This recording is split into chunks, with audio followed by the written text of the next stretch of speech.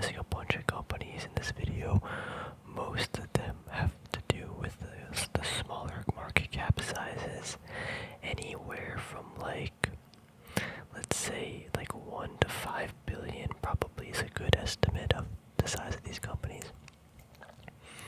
I've been trying to find some really good, just small cap companies that I can invest in, and I think some hit the radar. Some of them didn't, but I do want to go for them in this video anyway, just because there's so many companies out there, and just to see good and bad ones too. But anyway, this one, which might be one of the better ones I decided to look at. Someone mentioned this to me a little while ago, but iRobot. We were actually going to trade this a while ago, but good thing we didn't because it just dropped and dropped and dropped. But anyway, let's go over iRobot. It's at like $68.50 right now, which is about a $1.8 billion company. Kind of small. Again, we're looking for small caps. I guess this is a mid cap though, right? Technically, but it's relative. So we have revenue of about 1.1 billion to 1.2, 1.4, and now in the last 9 months they did 1.1 billion. 11%. It's about 18%, and this, I mean, if we divide this by like 3, let's just do this really quick, just curious. Divide it by 3, that's, just do this. That's about 370 million a quarter. Add that onto here, that's going to be about 1.48 billion, so not going to be a huge revenue increase, just a quick, estimate. Unless they do a blowout quarter, but revenue been increasing quite substantially. Actually, in their investor report, I didn't really look at it yet, but they're expecting like 15% KGR until the next 2 to 3 years. So I think, I wish I didn't close the article, but they're literally expecting like a huge percentage increase, which hopefully they'll do it, but that's a big if. I didn't dive that deep into it. Anyway, margins about 8-9%, a little bit 10%, 4% this year. They're having some supply problems. Semiconductor prices I think also went up and stuff. There's some reasoning behind that, I forgot exactly, but the margins are a lot lower. You see net income margins too. Net income and the operating margin is very close to net income margins. Actually, why net income margin was higher this 9 months? Probably because they sold something else, but if they didn't sell something, it'd probably look more like 2% or like 2.5%. I mean, the equity in the company, increase, smaller decrease, about 50 billion, maybe 60 billion, and don't know what that is. Maybe they just sold or bought something, or actually, if they did sell something, this actually makes sense. Equity goes down, and net income would go up a little more, obviously, because they sold it. So that actually kind of makes sense. Just briefly looking at this. Man, this tea is good. It's like cherry, and it like smells really tasty too. Working capital. This is one thing I love about this company. Like, love it. Look at this. Almost 500 billion working capital. 52 million in debt. That's going to give us a working capital to debt of about 950%. They have no short-term liabilities and basically no long-term debt compared to how much current assets they have. Super, super attractive to me. Look at this. I mean, the little dilution here. This is about a 4 or 5% share buyback in the last 9 months. So that's very attractive too. Actually, I'm kind of curious really quick. iRobot, when were the share buybacks? Was it like really, really recent, or was it, let's just check this out really quick. So, actually this quarter they did dilute a little bit. Wait a minute, am I looking at the right thing? Oh, my bad. No, it's all this from June to the quarter end of September. I actually think, yeah, they probably bought back even more shares, because here's a little bit of a buyback, 300 or 400 million shares. And here's the buyback of like 1.1 million, sorry. Is that, yeah,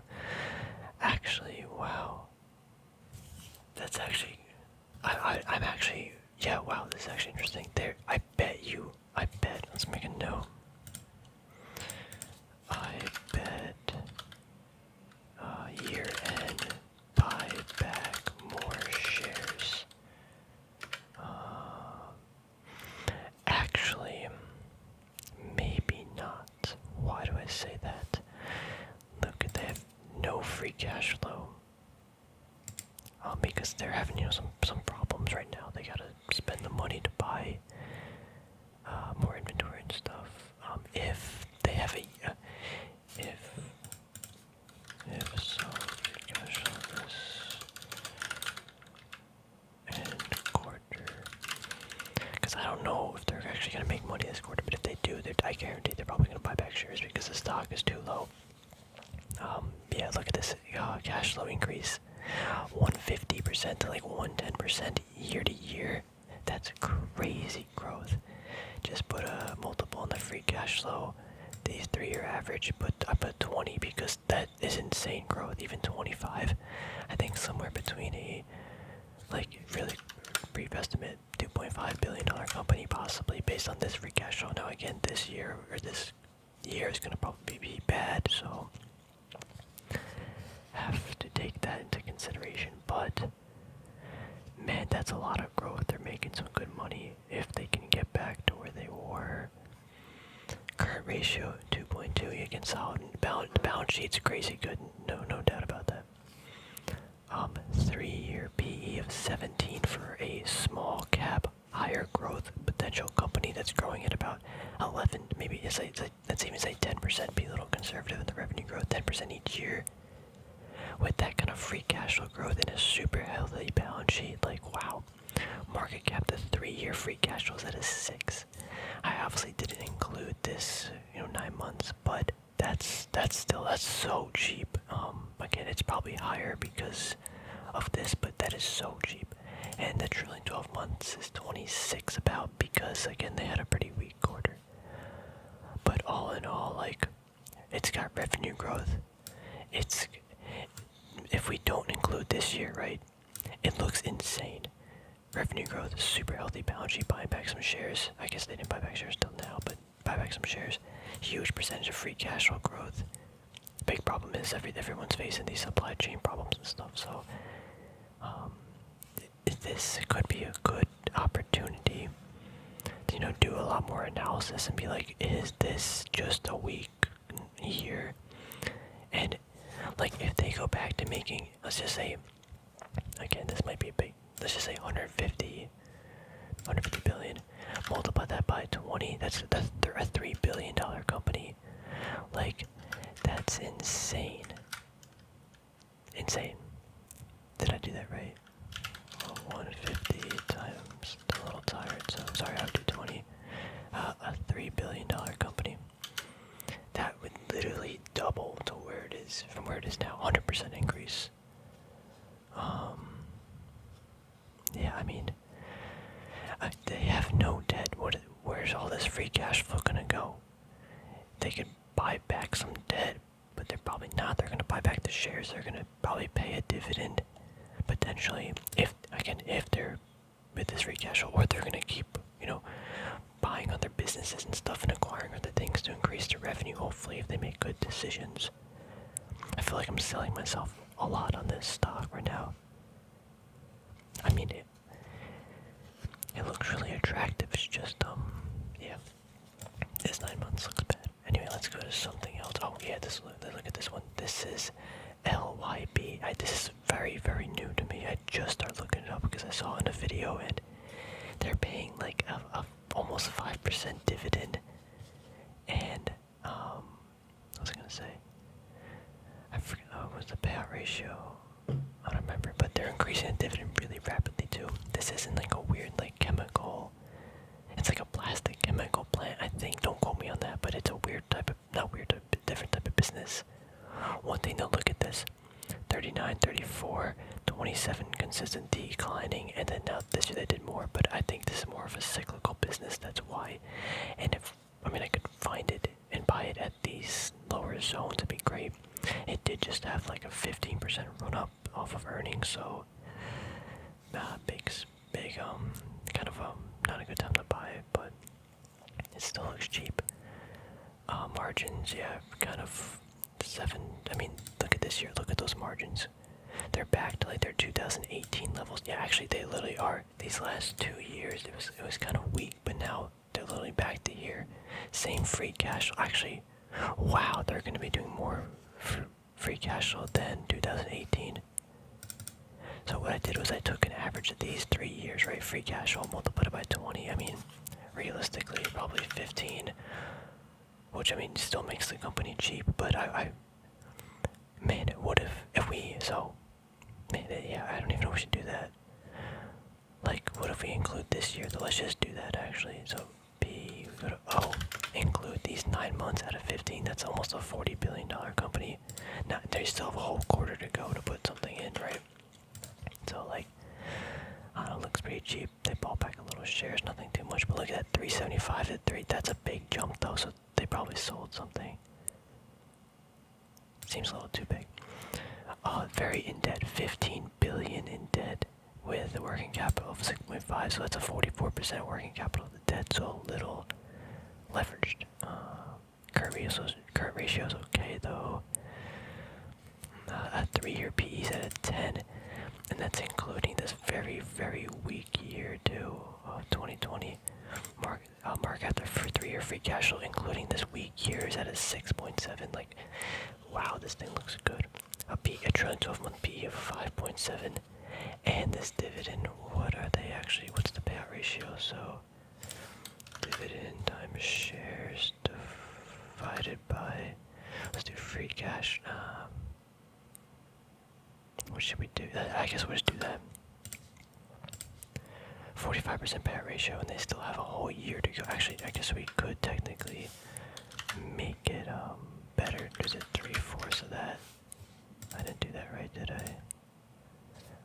I'm done. We'll just do this. This will give us a better number.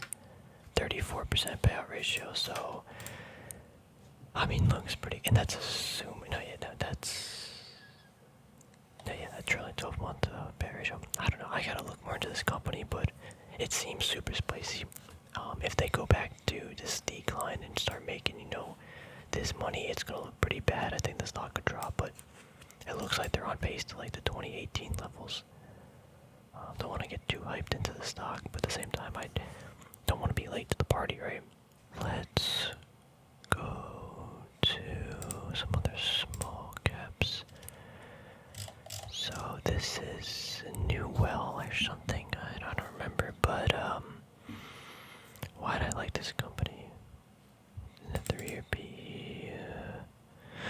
Actually, what is up with this company? Yeah, I don't know the financials behind it. Or like the story. They have a lot of debt.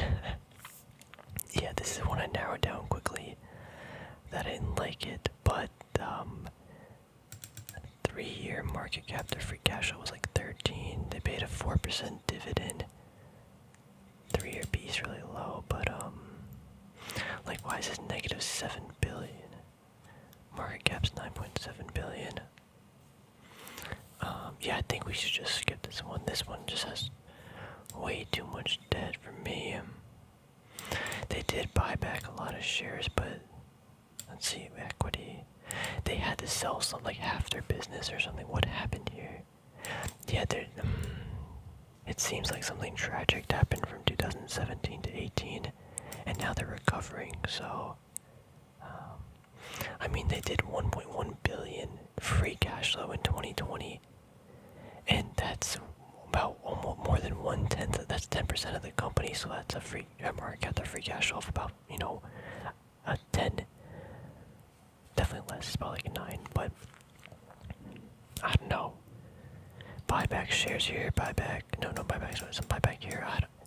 Yeah, this looks too spooky to me. Let's just skip that. Here's Hanes Brands. This one I thought was pretty good. Not amazing, but a little bit of revenue increase, not too much. This year they'll have somewhat in line of what they did 2020. Where were we? Margins of about 12%. Margins about 8-9% of net income. Their equity kind of actually all over the place. Working capital compared to debt, they are a little bit too indebted for me. But this is the big but, because we gotta look at kind of it holistically, right? Look at this free cash flow they're generating on average, 500 million easily. Like this is almost 600, 550, 700, 400.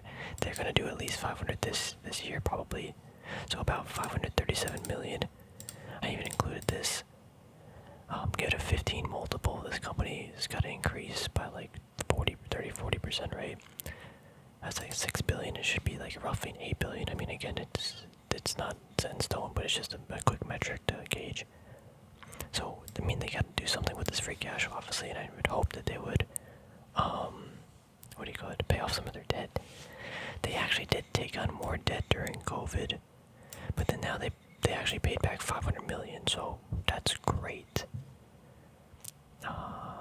What else do I see here? COVID, they actually bought back, maybe they bought back a lot of shares, I don't know, they raised some debt and then bought back the shares, or something like that, but I bet you they thought the stock was too cheap, so they bought it.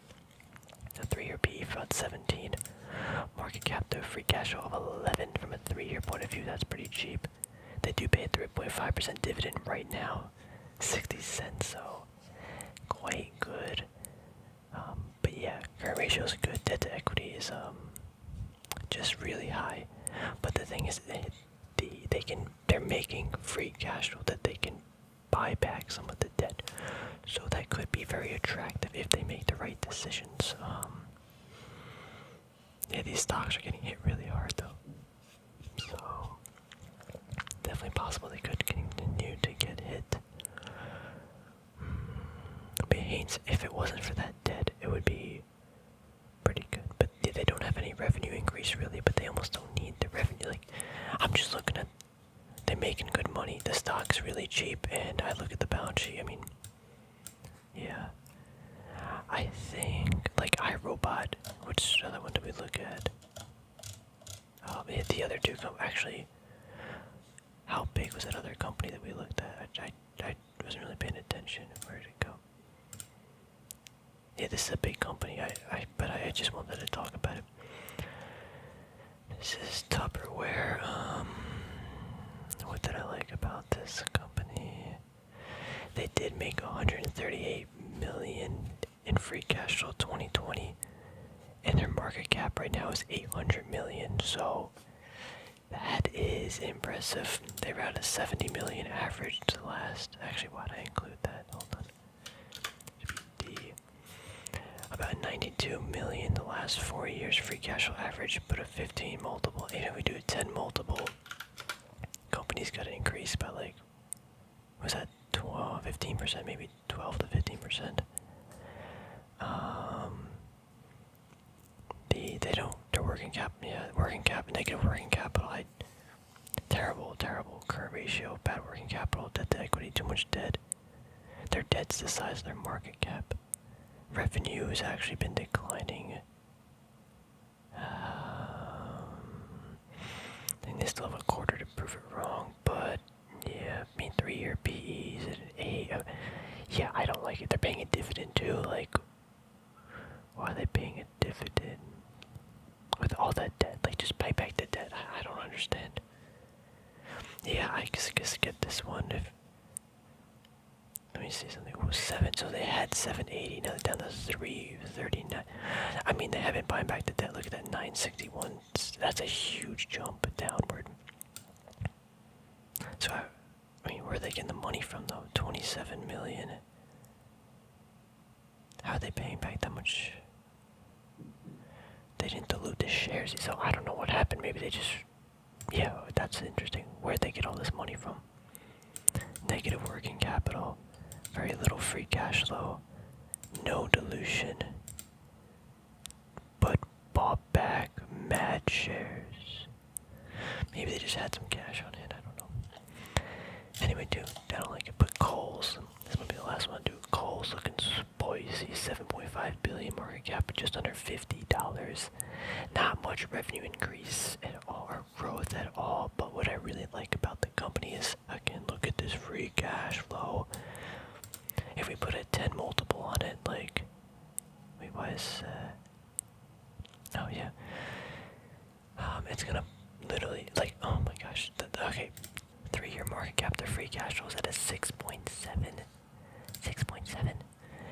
3-year PE of about 17. They pay $1 dividend, which before COVID they paid, it was a 70-cent dividend. So, I mean, I can't do the math, 2.7, 2.8, is it? $2.8. So just what would it be?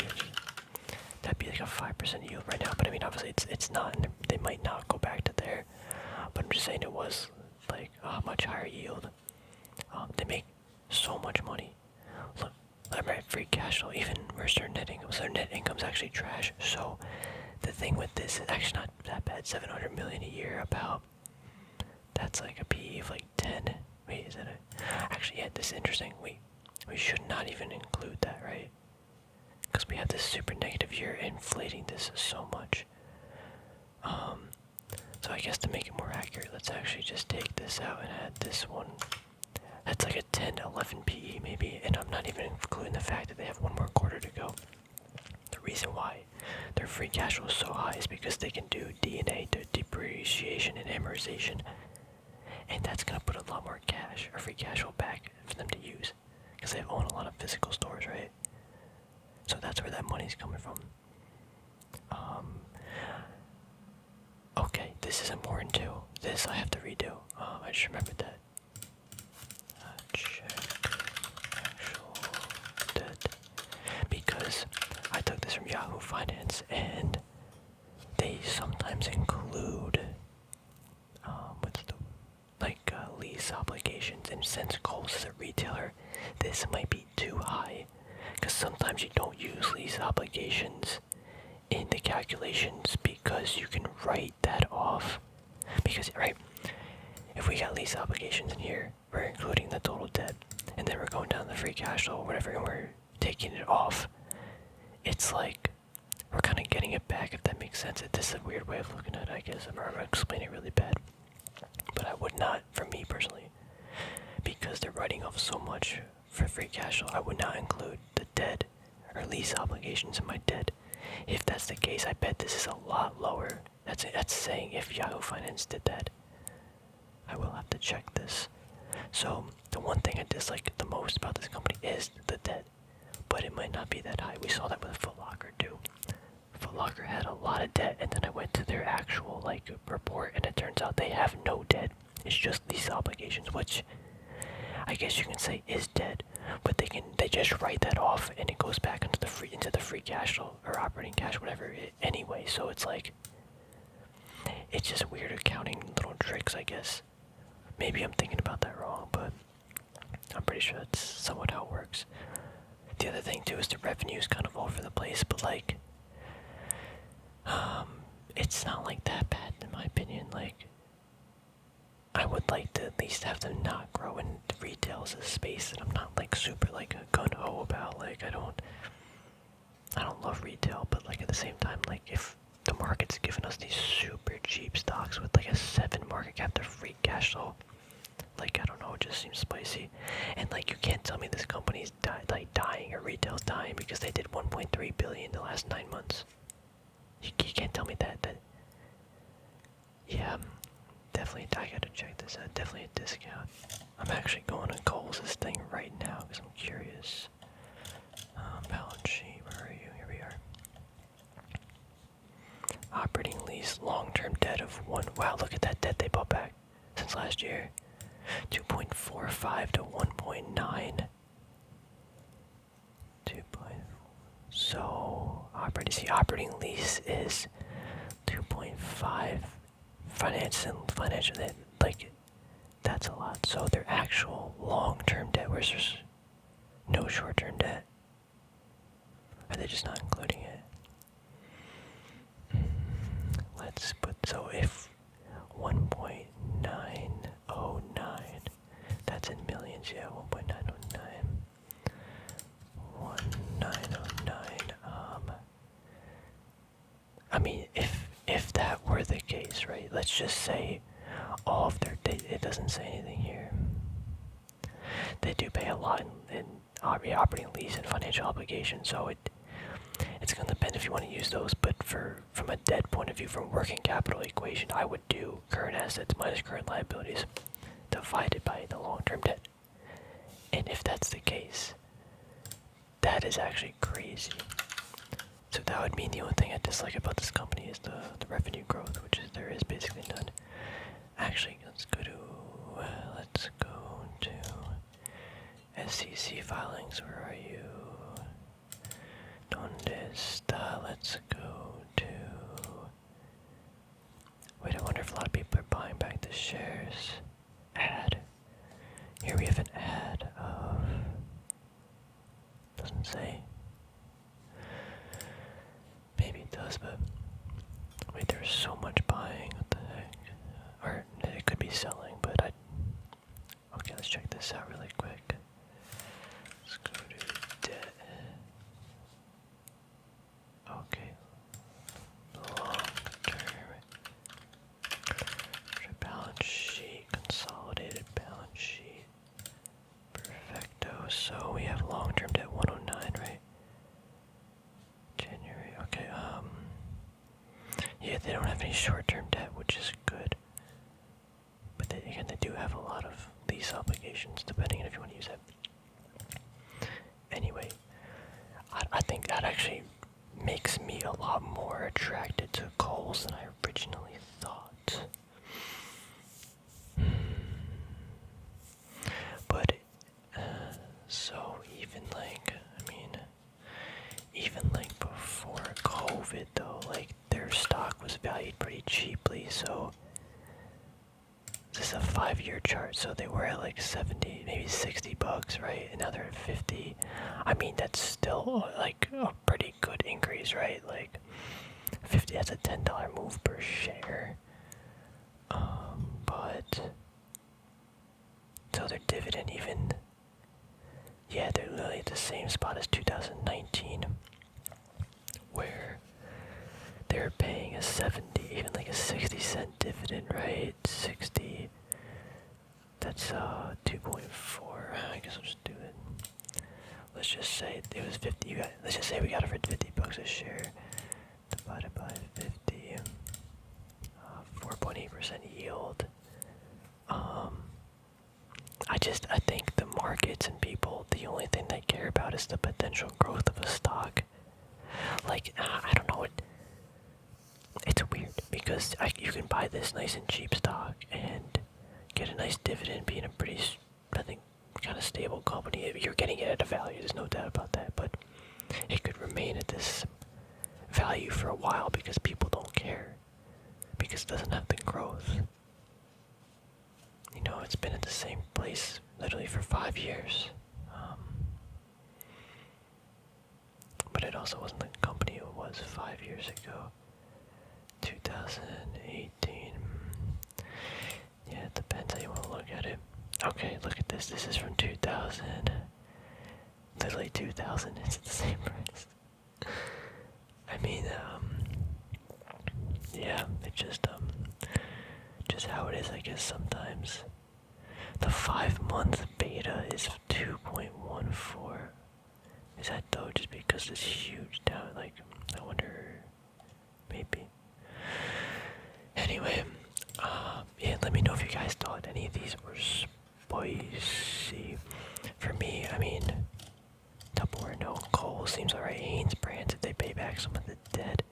I mean, Smith & Wesson's still one of my favorites, but, this thing seems good if we can get that cyclical stuff. But iRobot, yeah, I think iRobot is not a home run, but definitely a good, and it's more of a growth play, which the market wants too. So it's just, do you like the story enough that it's gonna fit, you know, the financials, potential, you know, for the, what am I saying? I'm tired.